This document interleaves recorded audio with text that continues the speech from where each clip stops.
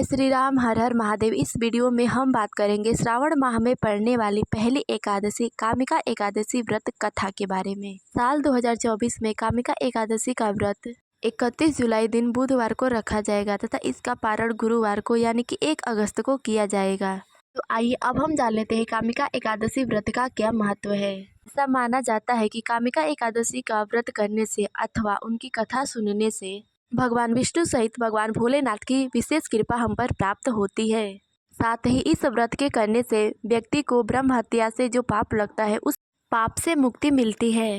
कामिका एकादशी के दिन भगवान विष्णु जी व भगवान भोले बाबा की पूजा कर कामिका एकादशी व्रत कथा सुनी जाती है। अगर कोई व्रत न कर सके तो कथा उसे अवश्य सुननी चाहिए।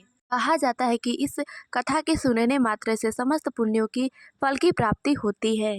साथ ही सूर्य ग्रहण और चंद्र ग्रहण में केदारनाथ और कुरुक्षेत्र में स्नान करने से जो पुण्य फल की प्राप्ति होती है उस पुण्य फल की प्राप्ति हमें कामिका एकादशी व्रत कथा की करने से तथा सुनने मात्र से प्राप्त हो जाती है। कामिका एकादशी के दिन भगवान विष्णु सहित भगवान भोले बाबा की पूजा करने से समस्त देवों गंधर्वों और नागों सहित सभी पितर देवता की पूजा हो जाती है। आइए अब हम शुरू करते हैं कामिका एकादशी व्रत कथा। पौराणिक कथाओं के अनुसार किसी नगर में एक क्षत्रिय रहा करता था। उस क्षत्रिय को अपने बल और अपनी शक्ति पर बहुत ही ज्यादा अभिमान था और इसी अभिमान के कारण वह अपने आप पर गर्व महसूस करता था।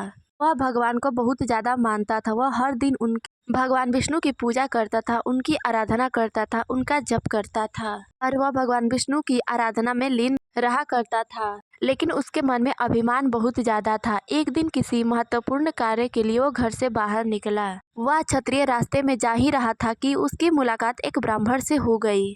दोनों में किसी बात को लेकर बहस शुरू होने लगी और बहस धीरे धीरे हाथापाई पर आ गई। क्षत्रिय बहुत ही ज्यादा बलवान था तथा ब्राह्मण बहुत ही ज्यादा दुबला पतला था। अतः क्षत्रिय का वार वह सह नहीं पाया और वहीं पर उस ब्राह्मण की मृत्यु हो गई। अपने हाथ से ब्राह्मण की मृत्यु होता देख वह क्षत्रिय अत्यंत ही ज्यादा डर गया, अत्यंत ही ज्यादा भयभीत हुआ। उसे अपनी गलती का एहसास हुआ और वह पछताने लगा।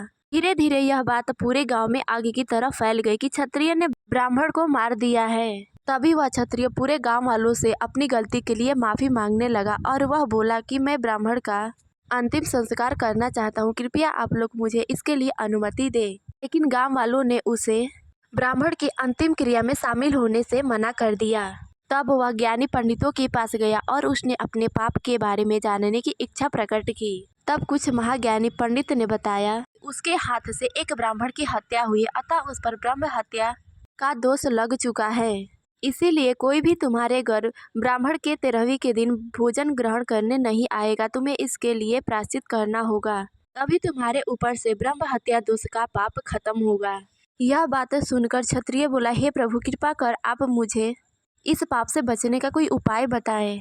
तब महाज्ञानी पंडित बोले, हे क्षत्रिय, तुम सावन माह में पड़ने वाली कामिका एकादशी का व्रत करो। इस दिन तुम भगवान विष्णु की पूजा पूरी श्रद्धा और नियम के साथ करो, साथ ही इनकी कथा श्रवण करो।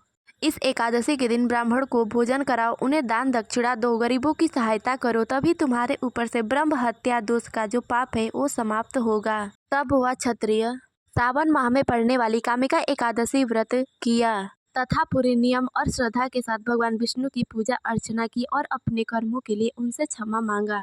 उसने ब्राह्मणों को भोजन कराया, दान दक्षिणा दिया, उसने गरीबों की सहायता की। तब वह क्षत्रिय भगवान विष्णु की कृपा से ब्रह्म हत्या दोष से पाप मुक्त हुआ। तो यह थी भगवान विष्णु की सावन माह में पड़ने वाली एकादशी की कामिका एकादशी व्रत कथा। प्रेम से बोलो श्री हरि विष्णु भगवान की जय। नमः पार्वती पतये हर हर महादेव। इस वीडियो में से इतना ही, मिलता है अगले वीडियो में, तब तक के लिए जय श्री राम, हर हर महादेव।